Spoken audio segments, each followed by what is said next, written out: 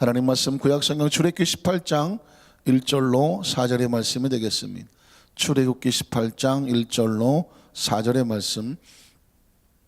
말씀을 찾았으면 우리 함께 합독했으면 좋겠습니다. 출애굽기 18장 1절로 4절 함께 봉독합니다.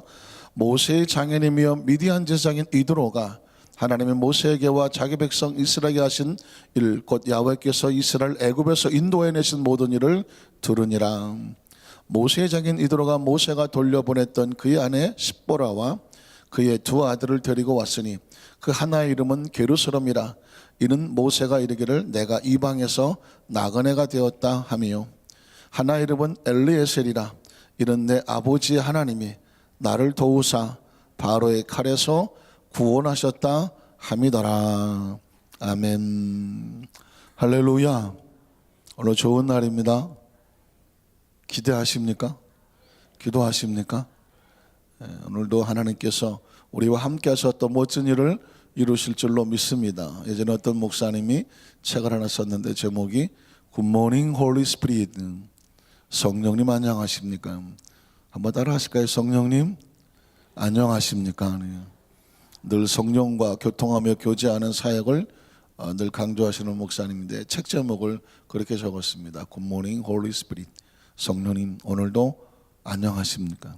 아침에 눈을 떴을 때 제일 먼저 성령님 안녕하십니까? 우리식으로 표현하면 성령님 환영합니다, 인정합니다, 모셔드립니다. 오늘도 우리 가운데 성령님께서 바람같이 불같이 생수같이 역사하여 주시옵소서. 이 고백의 심령과 같습니다. 그것을 입술로 고백하며 오늘 하루도 누구와 함께? 성령님과 함께. 성령님과 함께하는 표정이 얼굴이 조금 밝으셔야 되는 것 아닙니까? 한번 따라 하실까요? 오늘도 성령님과 함께. 그래서 우리 조목사님은 Let's go Holy Spirit, 성령님 가십시다. 한번 따라 하실까요? 성령님 함께 가십시다. 굿모닝 홀리 스피릿 해놓고 성령님 안녕하십니까? 나중에 봐요. 이건 그 의미가 아니죠. 성령님 안녕하십니까? 오늘 하루도 함께 성령님께서 지혜를 주시고 성령께서 우리의 감정을 통제하고 이끌어 주시고 오늘 의지와 결단하게 하시는 것도 성령님이니까 오늘 누구와 동행한다? 성령님과 함께 동행한다. 믿으십니까? 또 부부간에 또 앉아 계시는 분들 이렇게 보니까는 그 참 보기 좋죠. 요즘은요 결혼식 그 주례할 때 주례사를 한 단어로 그냥 하는 방법 없을까? 결혼식 주례할 때마다 그 도우미들이 와서 얼마나 못 살게 구는지 몰라요. 결혼식 주례를 거의 뭐 한 25년 가까이 했어요. 제가 이 젊은 나이에 주례를 그냥 아시는 것처럼 33세 주례를 했는데 신랑은 32이고 신부는 31. 정말 다행히 저보다 많은 사람은 주례를 못 해봤어요. 그런데 그때부터 예식장마다 도우미들이 와서 착착 붙어갖고 목사님 오늘 몇 분 주례사 하십니까? 아니, 네가 왜 묻냐? 시간이 뭐 뒤에 쫓기고 해서 뭐 알았어 빨리 끝낼게. 기도 많이 하고 가야 돼요. 어떤 저 도우미는 옆에 붙어갖고 목사님 빨리 끝내세요. 대놓고 그러는 것도 있어요. 그래서 한번 싸우려고 그러다가 그냥 그러다 보니까 길게 하는 것보다 한 단어면 좋겠다. 근데 최근에 제가 부딪히는 말이 뭐냐면 한 몸이더라고. 부부는 한 몸이다. 연세가 지긋하신 분이 부부가 그 모습을 봤거든요. 할머니가 조금 몸이 불편하셔. 조금 걸음걸이가 늦으셔. 할아버지는 조금 키가 크신데 콤파스가 길어서 조금 빨리 가셔.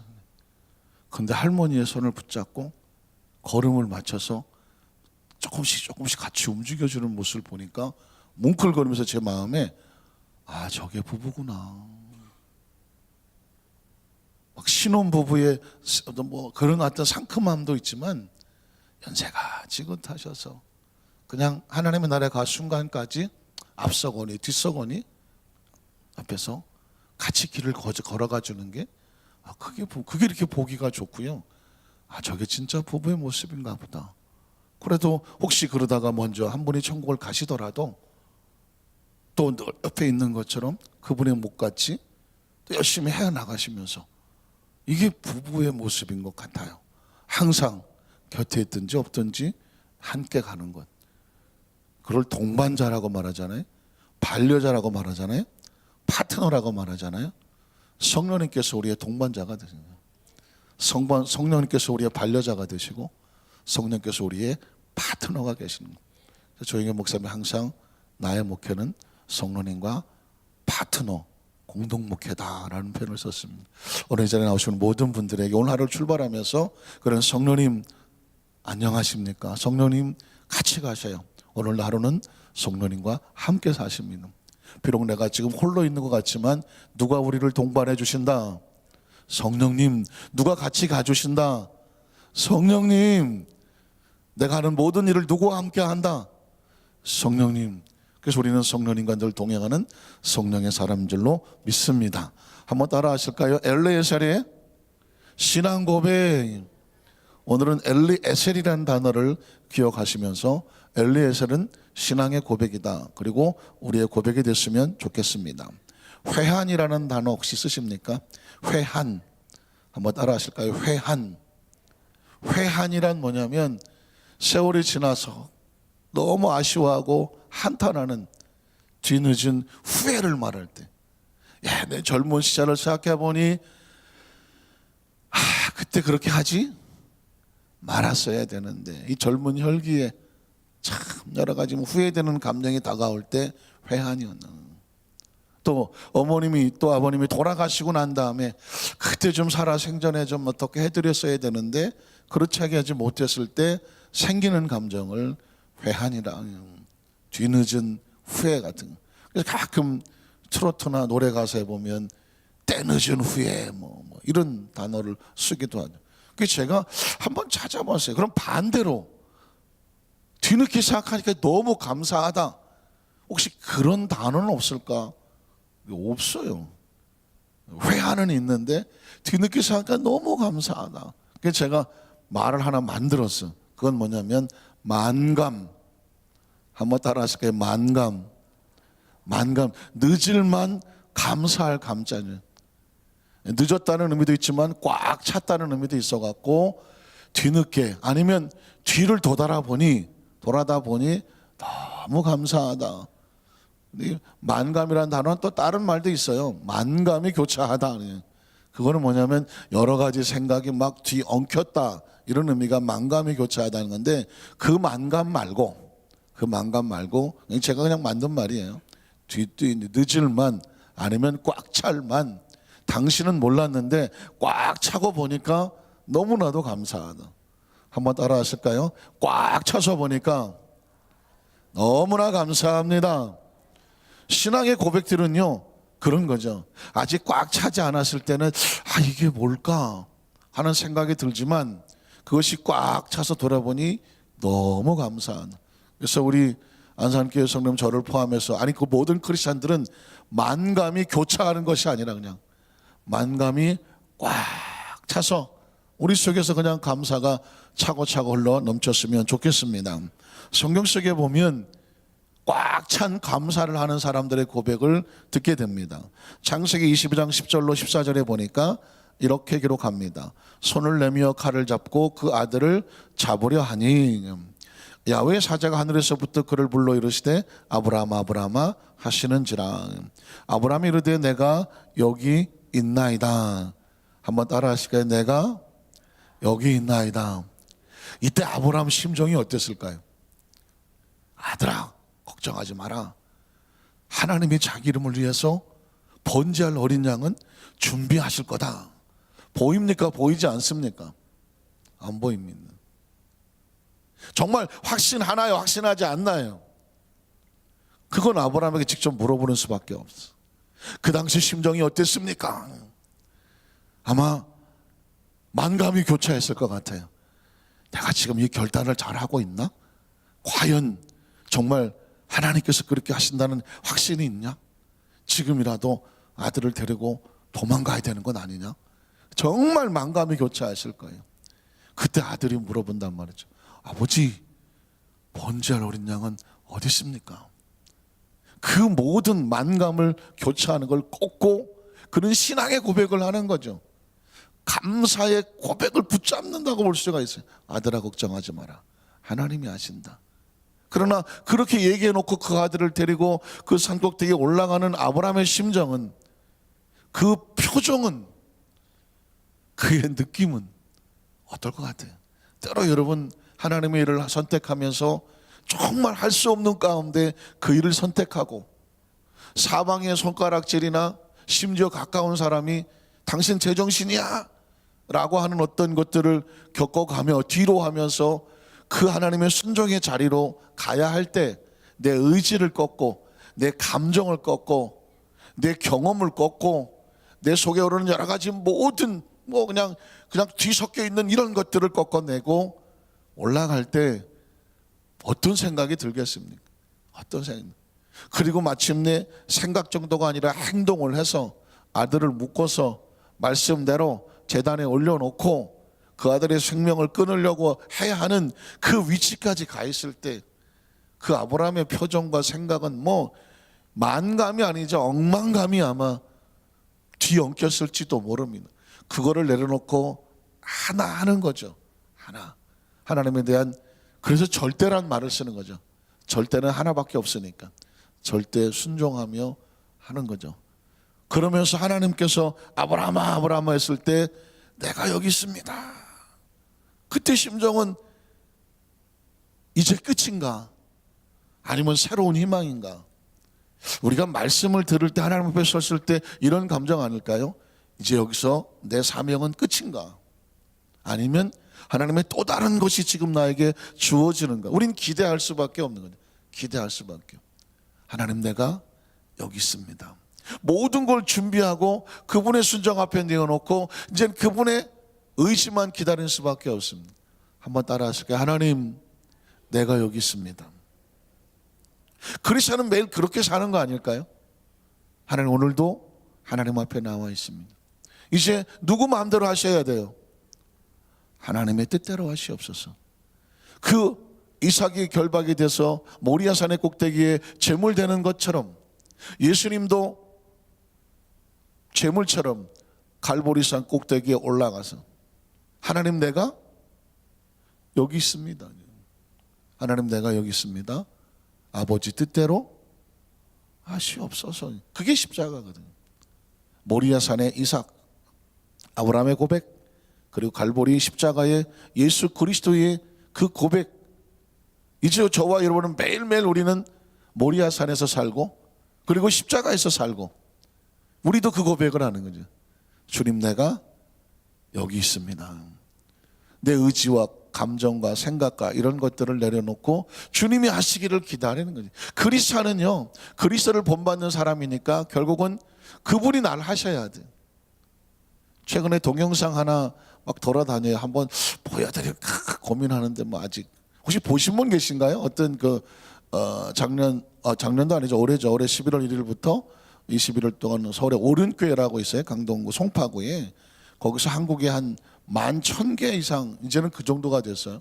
교회가 동시에 다니엘 기도를 11월 1일부터 21일까지 하는데 이 지역에도 참 많이 있고 내년에는 우리 교회도 한번 동참해 볼까. 왜 한국교회 11,000개 이상이 하는 다니엘 기도를 같이 하는 거거든요. 굉장히 의미가 있죠.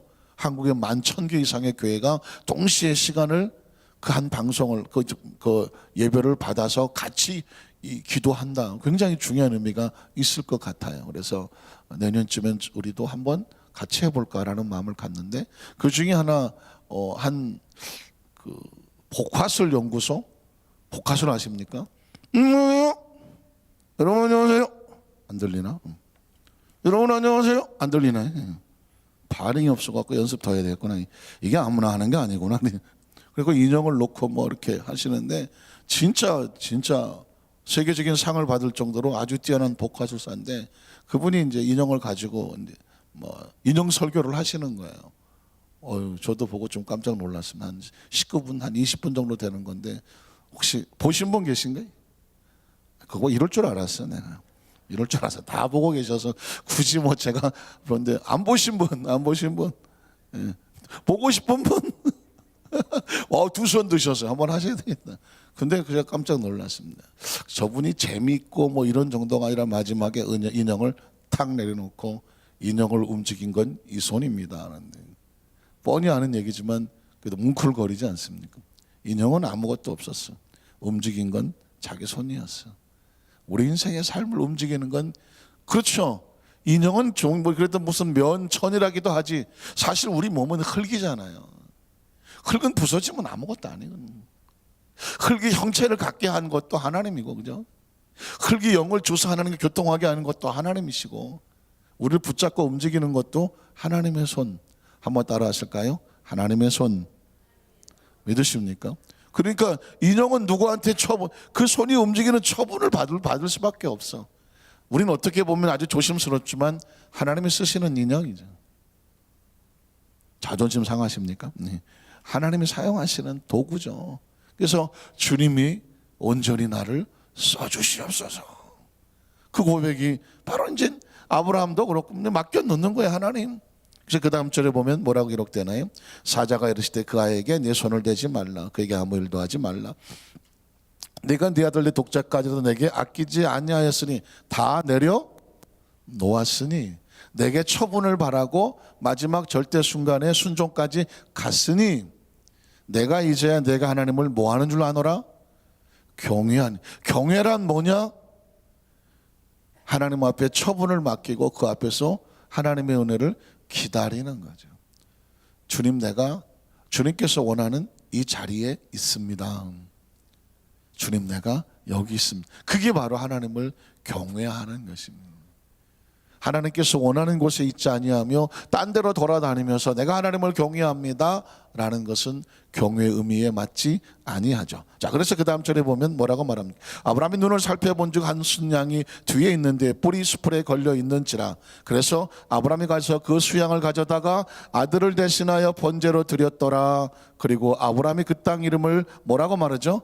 야훼 이레라 하였으므로 오늘날까지 사람들이 이르기를 야훼 산에서 뭐하리라? 준비되리라. 아하, 하나님이 준비하시는구나. 이게 감사죠. 아하, 꽉 찬 거죠. 이제 꽉 찼어요. 아, 하나님이 준비하시는구나. 한번 따라 하실까요? 하나님이 준비하시는구나. 이걸 이제 고백을, 그 산 이름을 야훼 이레라 했더라. 하나님이 준비하신다. 그 얘기는 뭘까요? 아직 꽉 차지 않아서 하실까 말까, 감사가 될까 말까 하는 사람들에게 감사의 고백을 결단하게 하는 것, 하나님이 하신다. 창세기 28장에 보면 야곱이 홀로 베델 그 광야 길거리 노숙 돌베개, 여기도 하나님이 계실까 고민하며 있을 때 꿈에서 하나님께서 사닥다리를 보여주고 깨어나서 야곱이 했던 말이, 아하, 하나님이 여기도 계시는구나. 이게 뭐예요? 뒤늦게 깨달아 보니까 하나님의 섭리가 자꾸 깨달아지는 거예요. 여러분, 이 아하가 많게 되시기를 주님의 이름으로 축복합니다. 이게 아하가 많이 쌓이면은요, 앞으로 많은 일이 생겨도 아하를 기대하게 된다는 거예요. 한번 따라 하실까요? 아하, 아하. 이게 많아야 돼. 아하. 아이고, 이건 없어야 돼. 아이고는 안 되고. 아하. 이게 많이 쌓이게 되면 어떤 아이디어가 생기고 어떤 지혜가 생기냐면, 아하, 지금 이 상황이 이렇게 되는 걸 보니까 이렇게 될 수 있겠는데? 라고 예측이 생기고 기대가 생기죠. 그걸 뭐라고 말하냐면 믿음이라고 말하는 거예요. 믿음이란 뭐냐? 하나님께 나아간 자는 반드시 그가 살아계신 것과 자기를 찾는 자들의 상 주시니심을 뭐 해야 된다? 기대해야 된다는 거예요. 뭐 그것뿐만 아니죠. 요셉도 그렇죠. 나중에 그 형들에게 하나님이 당신들이 나를 해를 하려 했지만 손으로 바꾸셨어요. 그때 그 이야기를 듣는 형들이, 아하, 우리가 요셉을 고통스럽게 아프게 해서 그가 처참하게 재수 없고 팔자가 더러워서 맞아 죽어야 정상인데 이게 아닌데, 이게 아니야. 중요한 건요, 요셉의 형들이 요셉을 통해서 뒤늦게 자신들이 잘못한 그것이 얼마나 위험한 것이었으며, 그럼에도 불구하고 하나님은 하나님 백성을 건져내셔서 자기 계획으로 만드신다라는 것을 요셉이 깨달은 건 당연한 거나, 그 형들조차 뒤늦게 깨닫고 12지파에 같이 반열에 섰다는 것이 중요한 거죠. 한 번 더 따라 하실까요? 아하. 사무엘상 7장에 보면 기억하십니까? 하나님이 여기까지도 오셨다. 그 하나님을 뭐라고 불러요? 에벤에셀이 하나님이라고 말하는 거예요. 한번 따라 하실까요? 에벤에셀. 에벤에셀. 우리를 도우시는 하나님. 그 사무엘이 이스라엘 백성을 이끌던 시대에 왕도 없고, 왕이라고 해봐야 아주 초라한 사울왕 하나 세울 그를 참에 블레셋이 사방에 쳐들어왔으나 하나님께서 역사하시고 그 미스바에 모여서 그들이 하나님께 기도하고 엎드렸을 때 하나님이 도와주셔서 블레셋을 물리쳤을 때 사무엘이 말합니다. 하나님께서 우리를 여기까지 도우셨다. 그 에벤에셀이 하나님이거든. 자, 이 에벤에셀을 기억하면 오늘 본문으로 돌아갑니다. 본문에 돌아가면 모세 입술에서 이런 고백이 나와요. 출애굽기 18장 1절에 보니까 모세의 장인이며 미디안 제사장인 이드로가, 모세의 장인이죠, 하나님이 모세에게와 자기 백성 이스라엘에게 하신 일, 곧 야훼께서 이스라엘을 애굽에서 인도해내신 모든 일을 이제 다 들었어. 지나간 과거 속에 어떤 일이 있었는지를 이제 다 들었단 말입니다. 그래서 2절로 3절에 보면 모세의 장인 이드로가 모세가 돌려보냈던 그의 아내 시보라와 그의 두 아들, 모세에게 두 아들이 있었습니다. 두 아들이 있었는데 하나 이름은 솜이에요. 무슨 솜? 목화솜? 게르솜. 기억하셨죠? 모세가 하나, 아들이 둘이 있은 하나는 솜 장사를 했구나. 그건 제가 갖다 붙인 말이에요. 무슨 솜 장사했느냐? 게르솜. 이 게르솜인데 뜻이 있어요. 이스라엘 백성은요, 이름의 뜻이 있습니다. 모세가 이르기를 내가 이방에서 나그네가 되었다. 모세의 지나간 과거의 첫 번째 아들의 이름을 들으면 이 사람이 어떻게 살아왔는지를 알게 돼요. 모세의 지나간 과거는 참 힘들게 이방에서 객이 됐어. 나그네가 되었습니다. 그러나 그의 두 번째 아들은 달라져. 그 다음 절에 하나 이름은 엘리에셀이라. 여기 엘리에셀이 나옵니다. 한번 따라 하실까요? 엘리에셀. 자, 사무엘이 고백하길 에벤에셀. 에벤에셀은 뭐냐면 하나님이 우리를 여기까지 도우셨다. 그런데 모세의 입에서는 두 번째 아들 이름을 뭐라고 붙이냐면 엘리에셀이라고 붙여요. 엘리에셀의 뜻은 뭐냐면 내 아버지의 하나님이 나를 도우셨어. 아까 에벤에셀, 엘리에셀 비슷하죠? 도우시는 하나님인데 엘리에셀은 거기 하나 더 나가서 바로의 칼에서 나를 어떻게 했다? 구원하셨다라는 것입니다. 여러분, 이제 모세의 지나간 생애를 한마디로 말하면 그의 두 번째 아들 이름을 통해서 신앙의 고백을 하고 있는 것입니다. 내가 믿는 하나님은 엘리에셀의 하나님입니다. 사무엘이 고백했던 하나님의 이름은 에벤에셀의 하나님이고, 모세가 고백했던 하나님의 신앙 고백은 엘리에셀의 하나님, 우리를 여기까지 도우셔서 그 바로의 칼에서 구원하신 하나님, 그 엘리에셀의 하나님이 없었으면 모세가 없는 거죠. 도와주셨기 때문에 나이 80이 되도록 그 처절한 절망에서 그는 건져 살아남을 수 있었고, 40년의 광야 그 이스라엘을 이끌어가는 상황 속에서 그 무수한 고비 속에 하나님이 어떻게 하시고 구원해 주셨으니까. 그렇기 때문에 모세는 출애굽기 18장이지만 이스라엘 백성이 이끌어져 40장 가나안 입구까지 가는 40년 동안에도 그가 굳굳이 버틸 수 있었던 신앙의 고백은 뭐냐? 엘리에셀의 하나님. 말씀을 정리하기를 원합니다.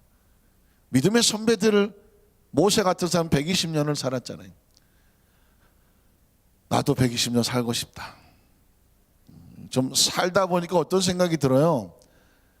야, 이 정도 살았으면 많이 살았네. 혹시 그런 생각 안 드시나요? 손 드시나요? 예. 인생을 가만히 보니까 어느 날 눈치가 확 긁히는 날이 와. 인생은 이런 거구나. 앞으로 삶을 살아간다면 이제 이걸로 해서 살게 하시는구나. 그걸로 해서 살아가다가 야, 넌 여기까지다 라고 하나님께서 만약에 여기까지다라고 선을 거주면 그 다음엔 제대하는 거죠. 제대하고 천국을 가는구나. 이런 마음을 가지고 있으면 내가 굳이 120년을 살아야지라는 숫자 관념이 없어지는 거죠. 왜냐하면 120년을 살았는데 개떡으로 살았어. 120년은 그 사람에겐 저주와 같은 거죠. 사는 게 얼마나 사느냐가 중요한 게 아니라 삶에 얼마나 의미와 가치가 있느냐가 중요한 거죠. 이젠 그렇게 살아야 되는 거죠. 모세가 120년을 살았는데 의미가 있는 이유는 그 마지막 120년까지 그 백성을 이끌고 광야를 통과하며 그 가나안 입구까지 가서, 그리고 그들에게 너희가 가나안에 들어가거든 다음 세대에게 이렇게 살아야 돼 가슴에 새겨주는 신명기, 가슴에 새기는 하나님의 말씀을 선포하고 그는 장렬하게 하나님 앞으로 갔다는 말이죠. 마지막 순간에 그렇게 멋있게 하나님 앞에 서야 그 120년의 의미가 있는 거예요. 구약성에 가장 많이 오래 살았던 무드셀라 989세인가 1000년을 가까이 사셨는데 뭘 하셨는지 기록이 없어. 기록이 없어. 뭘 하셨나 1000년 동안에. 이승환의 1000년의 사랑을 하셨나? 못 알아들으시면 할 수 없습니다. 뭘 했는지 기록이 없어. 뭘 했는 거야 1000년 동안. 사랑을 하셨나니? 없는 거예요. 뭘 하셔야 돼? 우리가 살아 숨쉬는 건 그가 얼마나 살았냐가 묻지 않아요. 그가 뭘 했느냐, 무엇을 남겼느냐. 사무엘은 에베네셀에 하나님을 남겼고, 그렇죠? 요셉은 화가 변하여 해가 변하여 선을 이루신 하나님의 고백을 남겼고, 오늘 모세는 우리에게 그 아들의 이름을 통해서 엘리에셀 도우시고 건져내신 하나님의 고백을 남겼습니다. 오늘 저와 여러분의 삶의 현장 가운데도 에베네셀의 하나님이 함께 하시고 엘리에셀의 하나님이 함께 하시되 우리 남은 생에, 아니 지금까지 온 삶을 포함해서 하나님 앞에 아름다운 신앙의 고백이 계속 이어지고 남겨지게 되시기를 주님의 이름으로 축원합니다.